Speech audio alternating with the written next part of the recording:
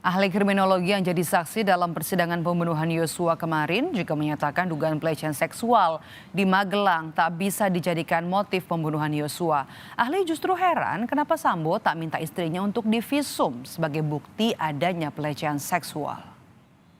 Bisa nggak motif pelecehan seksual itu menjadi motif dalam perkara ini? Yang utama. Ya. Dugaan pelecehan seksual sebagai motif terdakwa Sambo melakukan pembunuhan terhadap Yosua kembali digali Jaksa Penuntut Umum saat menghadirkan ahli kriminologi dari Universitas Indonesia, Muhammad Mustafa. Ahli menyebut pelecehan seksual bisa jadi motif pembunuhan Yosua jika ada bukti yang kuat. Ahli justru heran dengan terdakwa Ferdi Sambo yang tidak melakukan upaya visum terhadap Putri Chandrawati yang mengaku mengalami pelecehan seksual. Menurutnya, sebagai perwira tinggi Polri berpangkat Inspektur Jenderal Polisi, seharusnya Sambo paham proses hukum sehingga meminta istrinya melakukan visum sebagai bukti adanya dugaan pelecehan tersebut. Karena yang menarik begini, bagi seorang perwira tinggi polisi, dia tahu kalau peristiwa perkosaan itu membutuhkan bukti dan saksi. Ya. Satu alat bukti tidak cukup dan harus ada visum yang diperoleh. Tapi tindakan-tindakan itu tidak dilakukan.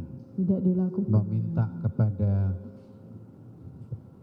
Putri untuk melakukan visum agar supaya kalau mengadu kepada polisi alat buktinya cukup.